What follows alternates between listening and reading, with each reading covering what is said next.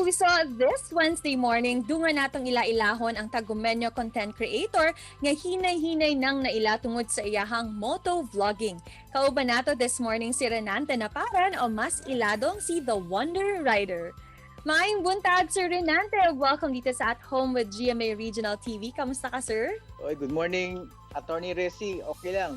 Unang-una na ilaman ka sa motovlogging pero gusto po na mo masayran, sir, kung kanus aba ka nagsugod sa motor riding. Way back 2015, that time good sigulan, yung moto lisod kay isa kay mga kuan ba. Tricycle dito sa Tagum, yaman mga driver diri kanang lisod ka sila parahon. So naka-decide ko na makuha kog motor. So timing nga nakauban ako sa work sa hospital, kilik ko sila mga ride every rest day. Papawala sa katoxic sa duty moto na hiligan ako nito na addict na ko sa sig ride. Paun pa sab na buo kini imo ang vlogging, sir, nga The Wonder Rider. Dati nagka-post ko sa akong main account sa Attorney Resi, and then sige sila mga pangutana asa mga direction, asa dapit, so pag-adto. So I decided na magbuhat ko sa akong fan page. So dito ako mga travel dito na sugod hantod last year. Moto, nag-viral ako ang post sa Mountain Top Spring, kato Alkaline, nabusag 20,000 plus shares. Unsa po ang imuhang feeling, sir, nga hinay-hinay nang naila ang imuhang vlog nga The Wonder Rider, lalo-lalo na sa social media? Say, happy ko sa kaya, naka-appreciate sa akong ginabuhat. Dati man good, nagakuha na ko,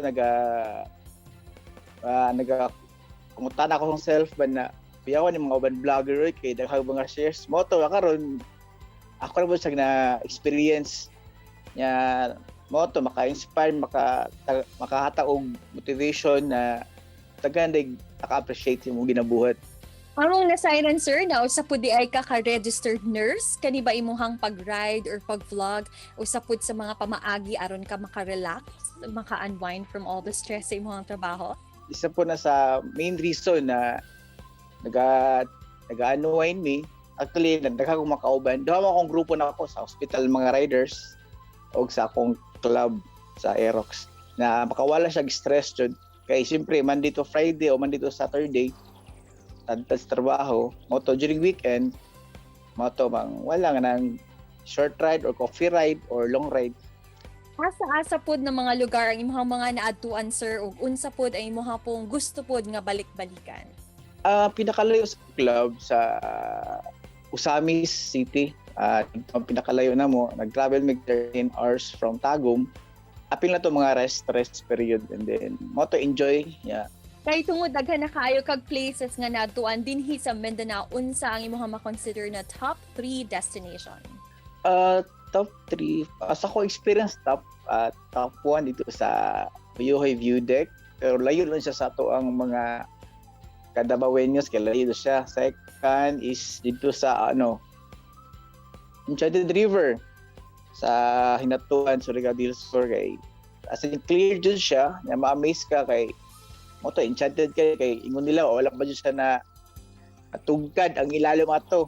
Until now, mystery gyapon hataman ang itong nagbangag or caves lalom sa river. And the last one, the third one is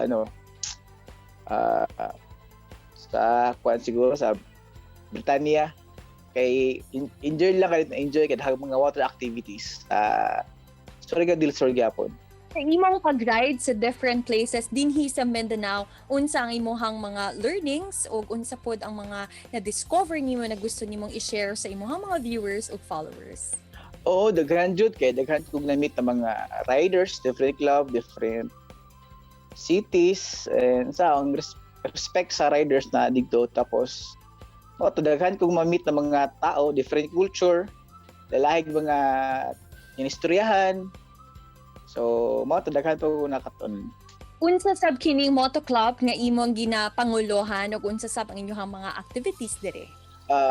Ang Eros Club is a national club. Ang main is sa Manila. Then nami activities na at least twice a year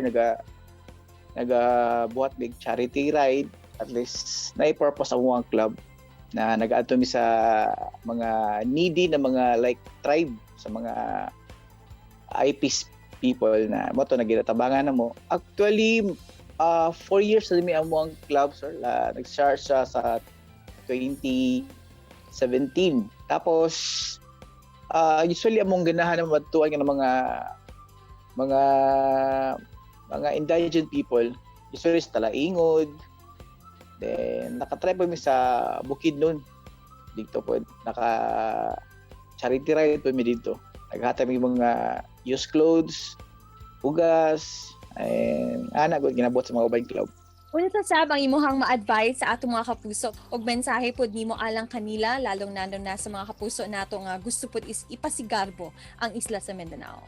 Oh yes, para sa atong mga Mindanaoan na taga diri sa Mindanao na una sa laag kay daghan jud mas nice pa na laagan nila sa Mindanao niya. Akong purpose ako ang